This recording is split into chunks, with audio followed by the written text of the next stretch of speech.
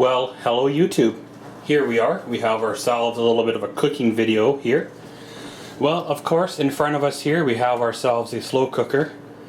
It's a great invention for those of us who work outside of the home, work long hours, or just don't feel like slaving over a stove when we get home. It's a great way to cook a good meal without, spending all that time. So of course, with the way this device works is you put in your meat or veggies, whatever you want to cook, and then you set your timer or temperature or so, and then basically it'll cook throughout the day while you're getting groceries, away at work, doing other things. And then in 4, 6, 8 hours, whatever you say, it'll be ready for you to have supper. So of course, basically this is a metal housing with like a ceramic or terracotta, whatever this would be, probably like closer to porcelain or so, inside here, which basically does the cooking, as well as of course a lid to cover everything up, right? So of course we're going to be cooking some cubed stew meat. Now you can defrost the meat first if you really want to, or you can just throw it in cold or frozen, because well, just take a little longer to cook to have to unthaw the meat before the cooking process begins.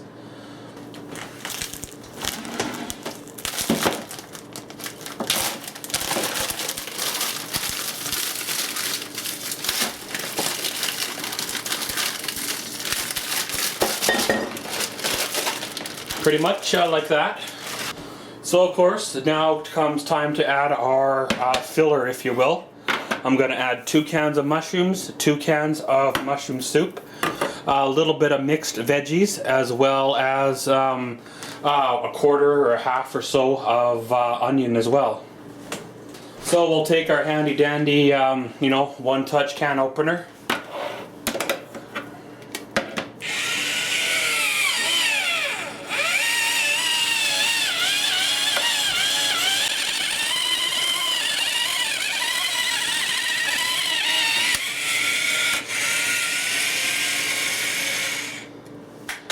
Now basically, normally I would drain these mushrooms, but I'm going to add them pretty much water and all. It'll help for extra fluid inside the crock pot here, or slow cooker, so the roast doesn't burn, if you will, in the cooking process.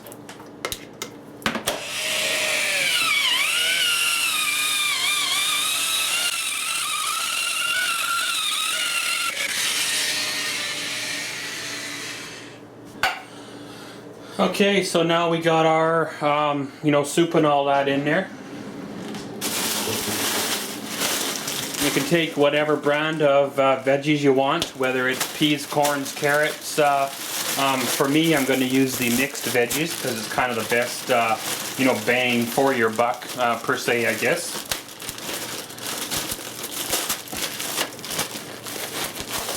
So we'll just dump her on in.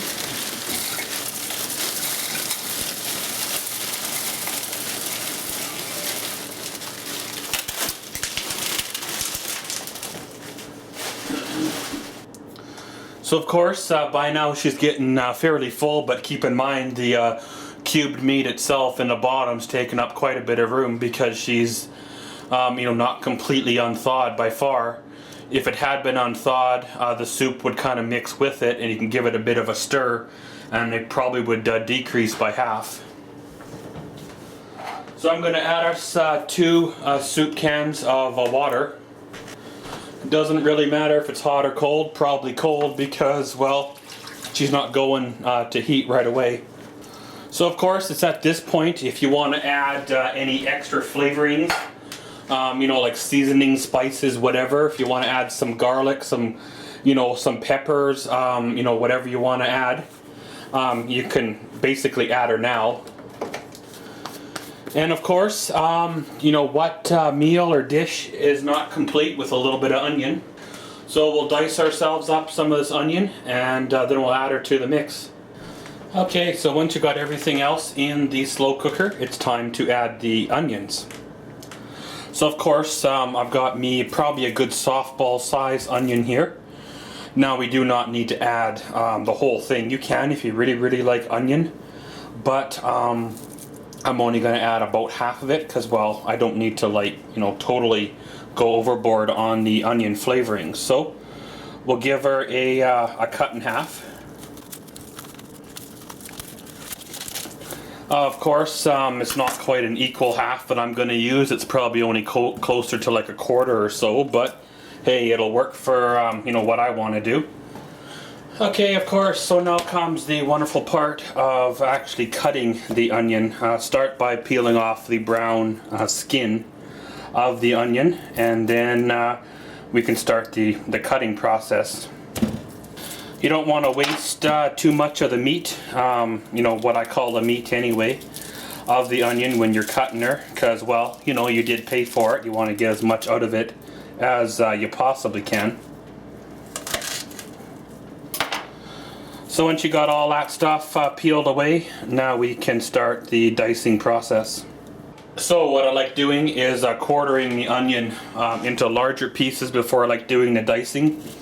Just makes things a little bit easier to you know, handle, right? As well as you're not fighting with a round, or at least a half round onion while you're cutting.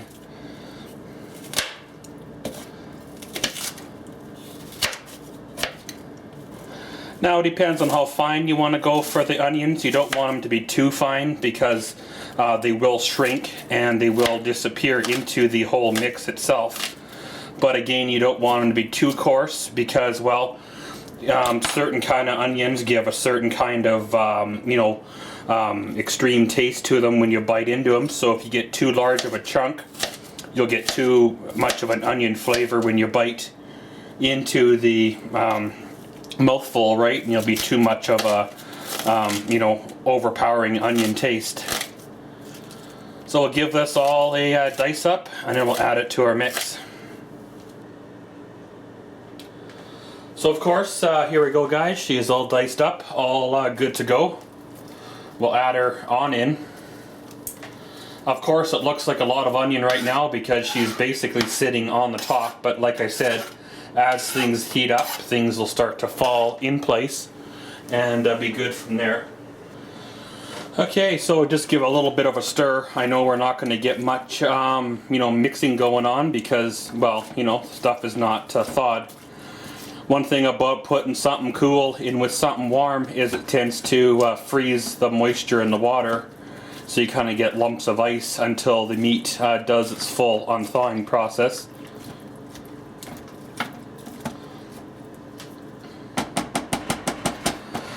Now of course, at this point you can add pretty much anything you want to it. If you want a little bit extra flavoring, you can put some onion soup mix in there. You can put a little bit of beef broth in there. You can add some beans if you want. You can add any type of other thing. You know, like, the sky's the limit. Your imagination's the limit with what you want to add and what you want to put in. So of course, give her a little bit of a stir around, and then she's good to go. However, we're not going to put it to heat right now, because I am making this up the night before to save me time in the morning. So what I'm going to do is put this in the fridge, and tomorrow morning or so, and of course tomorrow on my lunch, I will throw this thing on to heat, and then probably by the time supper time rolls around, she'll be good for the eating. So I guess we'll see you tomorrow. Okay guys, so here we are. Time to, well, put the old slow cooker here on for the cooking. We'll take the pot out of the fridge, put it inside the machine here, and give her a bit of a plug-in. One thing I got thinking last night, I want to add me a potato to this, just to give it kind of a little bit extra flavoring. So basically, I cut me up a potato, and now, of course, it's ready to go in.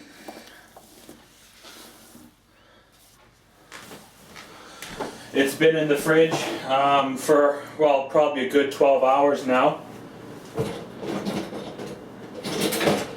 So some of the meat will be a little bit unthawed. I'm not expecting to find it fully unthawed yet.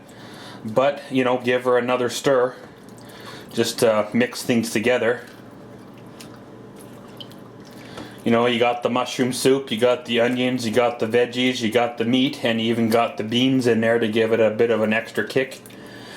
Like I said there earlier, you can add a little bit of beef flavoring if you want, onion soup mix. You can add, you know, whatever to your flavoring that you want to add to it. So of course, once you got everything in there you feel she should have, you can set off your timer and temperature. Now of course this is where my slow cooker probably varies from yours. I've seen some that have hour timers, like 5 hours, 6 hours. Some that have various other forms of you know, measurements. Mine is just a low and a high. The low is about 6 hours and the high, well, it's about 4 hours. As well as it has a handy little keep warm function, so if it's done in 5 hours and you're not ready to eat until, you know, 6.5 hours, you can just turn it to keep warm and it'll keep it warm, right? So we'll turn it on low, and pretty much then we're good to go and let it do its thing. Here we are, approximately 2.5, 3 hours later. As you see, it's coming along fairly well. You feel the heat, you can smell it cooking as you walk in. So we'll take the lid off and give her a little bit of a stir, just mixing things up. You don't have to stir this, it's okay just leaving it the way it is, but I'm gonna just because I can. So take her off, and yeah, she's starting to look fairly good. You can see the all the, you know, gravy and everything starting to commingle with everything, as well as the potatoes are cooking. The onions are looking good. So it's looking fairly well. As it cooks, the moisture in here will dissipate a little bit, leaving behind, you know, the meat and stuff itself, so it'll thicken up a little bit too as it cools in the end.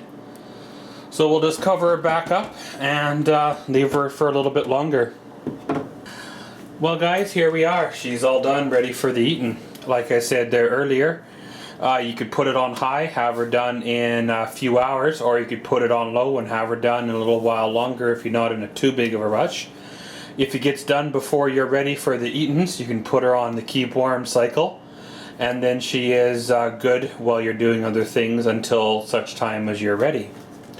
So of course she is done now. You know, give her an unplug.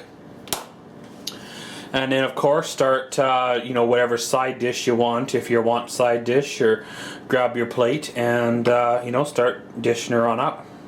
So basically now she's good for the eating. Just a little bit of a side note, if you don't want to use bread for the under of the food there, you could use a bed of rice, and that will soak in and give the rice a really nice flavor. So like you guys see in there, I used about a half an onion, 2 potatoes, a pound of this cubed meat. You can cut up steaks if you want to use. You can pretty much use anything if you want for the meat. You could do this with pork, beef, chicken, anything you can think of. And a little bit of veggies in there as well. You could put carrots in, you could put any type of beans in there, and good stuff as well. But guys, this has been making a little bit of a nice warm meal on a really cold day. So, as always, thanks for watching Maxwell's World. Comment, subscribe, and enjoy.